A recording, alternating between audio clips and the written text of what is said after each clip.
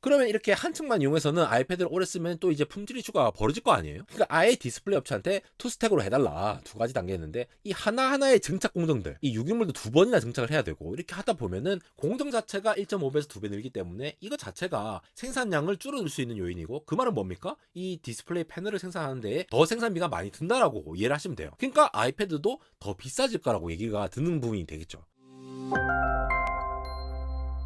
네, 여러분 반갑습니다. 내공학 에러입니다. 아이패드병 드디어 고쳤습니다. 아이패드 샀는데요. 갤럭시 탭을 쓰다가 제가 갤럭시 탭이 이제 와이파이 버전이었거든요. 그런데 이제 셀룰러 버전을 좀 쓰려고 보다 보니 갤럭시를 살까 아니면은 아이패드를 살까 하다가 이제 곧 이제 아이패드 프로가 새로 발표될 예정인데, 그럼에도 불구하고 제가 2022년도에 발표된 아이패드 프로를 샀습니다. 여러 가지 이유가 있지 않겠습니까? 제가 뭐 서둘러 사야 되는 이유도 아니고, 이 정도면은 지금 사는 게 맞다라고 생각한 부분이 있는데요. 가장 큰 건 사실 가격이 이유죠. 가격이 오를 수밖에 없을 거라고 생각한 제 나름대로의 추측이 있는데, 오늘은 이제 아이패드 프로, 아이패드 12.6인치의 6세대 버전인데요. 이 버전을 제가 갤럭시 탭에서 갈아탄 이유, 그리고 앞으로 아이패드 7세대가 나올 건데 굳이 두 달도 안 남은 시점에서 이걸 굳이 사야 됐을 만한 이유를 빙자해서 이 공학적인 그리고 테크적인 어떤 설명을 들어보는 그러한 시간을 가져보도록 하겠습니다. 결국은 제가 아이패드를 사고 나서 이거를 어떻게 콘텐츠로 어떻게 만들어 볼 수 없을까 고민하다가 여러 가지 제가 생각했던 그런 배경들을 공유하는 자리라고 보시면 될 것 같아요. 바로 들어가겠습니다. 일단 제가 갤럭시 탭을 쓰다가 아이패드를 좀 쓰다 보니까 가장 큰 차이가 뭐겠습니까? 디스플레이거든요. 제가 쓰고 있었던 갤럭시 탭의 버전은 갤럭시 탭 S7 플러스와 갤럭시 탭 S8 플러스입니다. 그 두 모델이 거의 비슷해요 사실. 그런데 둘 다 전부 다 OLED 기반으로 디스플레이가 만들어져 있거든요. 그래서 화면이 이제 쨍한 게 특징이에요. 저는 이제 코팅도 안 썼기 때문에 그 OLED의 색감과 어떤 명암비 그런 것들을 이제 온전히 다 느끼는 그러한 것이었죠. 다만 제가 산 아이패드 프로 12.6인치 6세대 같은 경우에는 여전히 미니 LED를 탑재를 하고 있죠. 미니 LED도 결국 LCD이기 때문에 이 미니 LED와 OLED 사이의 이 논쟁은 여전히 계속되고 있습니다. 안대공학 채널에서도 LCD부터 미니 LED, OLED 이 각각의 영상들을 전부 다 각각의 원리와 그 특장점에 대해서 그리고 단점에 대해서 모든 걸 다 오리지널 영상으로 다 만들어서 참고해 주시면 좋을 것 같고요. 어쨌든 이게 갤럭시 탭을 사용하던 제가 갑자기 아이패드 12.6인치 6세대로 넘어오면서 미니 LED를 느꼈을 때의 차이점을 느껴보자면 거의는 아니지만 조금 차이는 있는데, 이게 실제로 제가 사용할 때의 어떠한 단점이라고 느낄 만한 부분이 없었거든요. 그래서 그러한 특장점 그리고 단점으로 느껴질 만한 부분들도 좀 자세히 보도록 하겠습니다. 우선 언박싱을 하면서 이 12.6인치를 보다 보니까 일단 저 같은 경우는 갤럭시 탭 S7 플러스를 주로 사용을 하고 있었기 때문에 그때만 하더라도 이제 7 시리즈 같은 경우에는 울트라 버전이 없었어요. 8 버전부터 울트라 버전이 있었거든요. 그러니까 7 플러스가 최상위 프리미엄 등급이었고, 거기에 비해서 12.6인치 같은 경우에는 조금 더 큰 디스플레이를 보여주고 있죠. 그래서 이렇게 깔끔하게 이렇게 아이패드 모습을 보실 수가 있으면서, 여러분 이제 또 애플을 사용하지 않으신 분들은 잘 모르시겠지만 애플 펜슬은 따로 사야 됩니다. 애플 펜슬은 따로 구매를 했고, 거기다가 그래도 충전기도 이렇게 넣어주고 여러 가지 애플 스티커라든가 이런 것들 넣어줬다라고 언박싱을 해주면서 넘어가도록 하겠습니다. 사실 저 같은 경우에는 갤럭시 탭 S7 플러스, 갤럭시 탭 S8 플러스를 쓰면서 키보드를 정말 잘 썼거든요. 이게 블루투스 키보드보다 여기에 딱 그 갤럭시 탭 전용 키보드를 쓰면은 인식되는 그 속도가 굉장히 반응성이 좋고, 말 그대로 안드로이드 기반의 어떠한 노트북을 쓴다라고 이렇게 느끼시면 될 것 같아요. 그래서 굉장히 잘 쓰고 있었는데 갑자기 애플 아이패드로 넘어오니까 이게 너무 비싼 거야. 이게 무슨 50만 원이나 되니까 이거를 갑자기 이제 지르기가 좀 쉽지가 않더라고요. 그래서 저 같은 경우에는 일단 이제 쿠팡에 들어가서 신주 모를 거, 그냥 싼 거, 싸지만 좀 이제 좀 가성비 괜찮은 거 이런 걸로 이제 구매를 해가지고 로켓 배송으로 빨리 받아가지고, 그런 다음에 애플 펜슬도 따로 빠지면 안 되겠죠. 케이스에서 잘 보관될 만한 걸로 골랐습니다. 요거는 뭐 이제 제가 케이스를 추천드리는 건 아니고 저 같은 경우는 이렇게 샀다라는 걸 말씀드리는 거니까. 제가 갤럭시 탭 S7 플러스 같은 경우에는 그 정품 케이스를 썼거든요. 걔 같은 경우에는 이 케이스의 힌지 부분에 딱 S펜이 딱 보관될 수 있어서 오히려 이제 그 태블릿 전체의 크기가 약간 커지는 효과를 가지는, 그러면서 안전하게 보관할 수 있는 이런 것들이 좋았는데,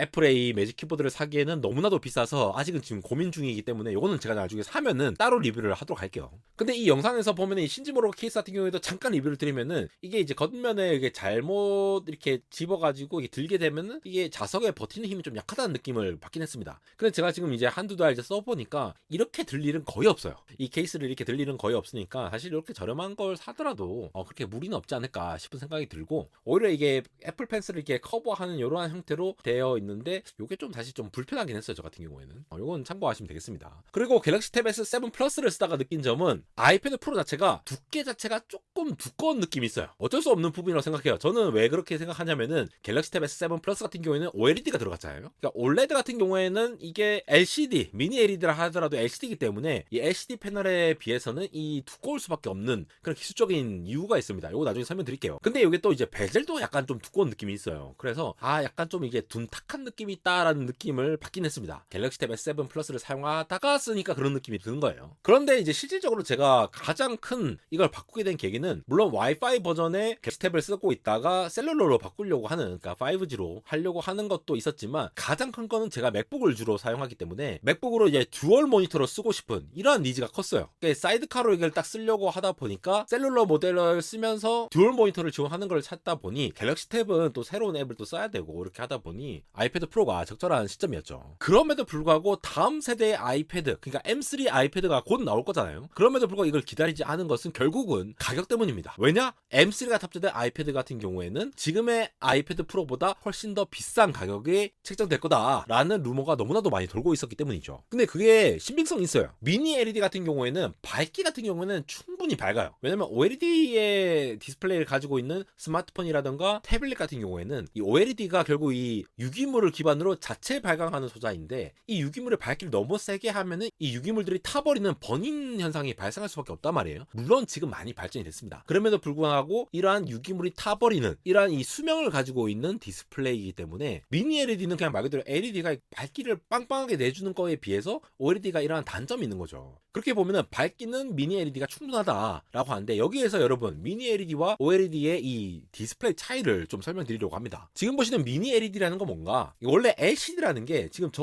겉에 여기 보이시죠? 이 밝아져 있는 부분들이 구획별로 이렇게 빵빵빵빵빵빵 돼 있는 거 보이시죠? LCD 같은 경우에는 원래 이 LED가 구획별로 나눠져 있는 게 아니라 하나의 판으로 돼 있어요. 그래서 이렇게 빛을 일단 백색 광을 쫙 쏘아준 다음에 이 사이에 액정이 방향을 트는 거예요. 이게 밝기를 밝게 하는 애, 좀 약하게 하는 애 이렇게 구획별로 되죠. 근데 이게 이 LED 크기만큼 이렇게 구획을 나눌 수가 있고 여기에 대해서 이 RGB 컬러 필터를 해가지고 이렇게 빛을 표현하는 방식이에요. 이 빛을 표현한다는 거는 특정 부위의 어떤 색깔을 얼마나 많이 통과시키냐에 따라 결정이 되기 때문에 LCD 같은 경우에는 맨 마지막에 LCD가 이렇게 있고 그런 다음에 LCD를 액정을 통해서 전압을 통해서 이 액정의 빛을 통과하는 정도를 조율한다 라고 보시면 될 것 같아요. 그런데 기존 LCD와 다른 미니 LED의 특장점은 이 LCD를 구획별로 나눠놨기 때문에 어떤 부분은 조금 덜 밝게 하고 어떤 부분은 좀 새까맣게 하고 이렇게 구획별로 나눌 수가 있다는 거예요. 그렇게 보시면은 이 LCD 같은 경우에는 이렇게 편광된 필터를 지나가고 서브스트레이트 글라스를 지내서 TFT를 조절하는데 이 액정 부분을 통해서 이 빛이 어떻게 휘어져 들어가는가에 따라서 나눠질 수가 있고 거기에 따라서 빨간색, 그린색, 파란색 이렇게 통과하는 정도를 나눠서 빛을 표현하는 방식이에요. 미니 LED는 결국 LCD고 LCD를 사용하는 모든 디스플레이가 다 이런 형식입니다. 물론 이게 버티컬 방식이냐 뭐 방식이냐 VA 방식이냐 이것 따라 달라지는 건 있는데 LCD 백라이트를 통해서 빛을 쏘아준다라는 거는 똑같다라는 거예요. 근데 미니 LED는 이게 한 방에 쏘아지는 게 아니라 구획별로 나눠서 전달을 한다는 겁니다. 왜 구획별로 나누겠어요? 완전히 새까만 부분은 특정한 부위라고 하더라도 그 LCD를 꺼버리면은 아예 까만색으로 비출 수 있잖아요. 그러면 이 명암비가 더 좋아지기 때문입니다. 그래서 실제로 미니 LED를 쓰는 아이패드 같은 경우에는 이 명암비가 OLED 수준으로 1대 100만 정도로 이렇게 높아져요. 근데 OLED 같은 경우에는 실제로 이 백라이트가 없어요. 무슨 말이냐? LED는 이 LED라고 보이는 게 결국 LCD인데 백라이트를 통해서 편광을 통해서 액정을 통과해가지고 RGB를 통과해가지고 빛을 낸다. 이런 여러 가지 단계를 거치면서 맨 뒤에 있는 이 백라이트라고 하는 LED 요 LED를 쏘아가지고 걸러내는 방식으로 가는 건데 그러니까 이건 자체 발광이 아니죠. LED가 빛을 쏘아내면은 거기에 대해서 필터가 이제 여러 가지 빛의 세기 정도를 조율해가지고 마지막에 RGB를 통과해서 빛을 나타내는 방식인데 OLED 같은 경우는 자체 발광이라고 늘 얘기를 하는 것이 이 OLED가 이 올가닉이잖아요. 올가닉. 이 유기물들이 여기에 끝에 있는데 유기물 자체에서 특정한 조건이 되면은 빛을 스스로 발광을 합니다. 그러니까 이런 여러 가지 복잡한 단계가 필요가 없어요. 자체 발광을 하니까 LED에서 쏘아서 빛을 어떻게 걸러내고 이런 게 필요한 게 아니라 그러니까 전류를 조금 통과하면은 좀 덜 발광하고 빛을 많이 발광하면은 더 세게 발광하고 이렇게 하니까 단계가 간단해지는 거죠. 그러니까 OLED로 이번에 M3를 탑재한 아이패드가 나온다는 거는 그만큼 아이패드가 얇게 나올 수 있다는 얘기를 하는 거예요. 실제로 미니 LED의 단점이 바로 이 블루밍 현상이라고 하는 건데 보이십니까? 지금 이게 자세히 안 보이실 수도 있는데 좀 더 확대해 볼게요. 이렇게 확대해 보면은 이 주변에 약간 하얀색으로 보이죠. 이 주변에 약간 하얀색, 요 1층적으로 하얀색 있고 2단계적으로 또 하얀색이 있는 이유가 미니 LED 같은 경우에는 LCD이기 때문에 특정한 LED의 구획 부분에 밝기를 조절을 하긴 하지만 이 전체의 이 세밀한 부분까지 컨트롤이 불가능하다는 거죠. 반면에 OLED 같은 경우에는 이 하나하나가 자체 발광이기 때문에 한 픽셀 한 픽셀 자체 발광이라서 요거를 픽셀 단위로 조율할 수 있기 때문에 이러한 블루밍 현상이 발생하지 않는다는 거 있죠. 그래서 저번에 갤럭시 탭 S9 울트라 같은 경우에는 930니트의 밝기를 보여준다고 해요. 이거 같은 경우는 OLED가 탑재가 되어 있는데 930니트까지 밝기가 최대 밝기인데 이건 사실 이제 HDR이라고 이 명암비를 극단적으로 밝게 하는 그러한 순간에서의 밝기고 기본 최대 밝기 기준으로 하면은 한 400에서 500니트 사이예요. 이게 보통 이제 스마트폰 같은 경우나 갤럭시 탭이나 태블릿 PC 같은 경우에 그 정도 밝기를 가지고 있는 거죠. 여기에 더 나아가서 미니 LED 같은 경우에는 명암비를 100만 대 1 정도로 가지고 있으면서 동시에 밝기는 1000니트까지 올라갑니다. 그리고 피크 같은 경우는 1600니트까지 HDR 적용하면은, 그러니까 이게 밝기 기준으로 보면은 갤럭시 탭보다 아이패드 프로가 훨씬 더 높다라는 거죠. 이게 왜 그러냐? OLED 같은 경우에는 이 증착이라는 공정을 가지고 있어요. 그래서 RGB 공정이 있는데 이게 이제 증착이라는 유기물을 이렇게 약간 이제 기화시키면서 이 마스크로 이렇게 통과된 요러한 패턴 형태로 이 서브스트레이트에 이제 맺히는 요러한 형태로 가지게 됩니다. 그러니까 OLED 같은 경우에는 각각의 픽셀 하나하나를 이러한 증착 공정을 사용해가지고 픽셀 단위를 이렇게 하나하나 RGB를 구성하는 요러한 공정을 거쳐야 돼요. 근데 여러분, 제가 지금 갑자기 아이패드 12.6인치 6세대를 산 이유에 대해서 얘기를 하고 있죠. 다음 세대가 나올 게 뻔한데 왜 이걸 샀느냐? 왜냐하면은 다음 세대 같은 경우에는 비쌀 수밖에 없다는 거죠. 제가 들려온 소식에 의하면은 지금 이렇게 복잡한 공정을 통해서 OLED를 만들어야 하는데 아이패드 같은 경우는 이러한 복잡한 공정을 2단계나 거친다고 하기 때문에 그만큼 이 패널 가격이 더 비싸질 거라고 보고 있는 거예요.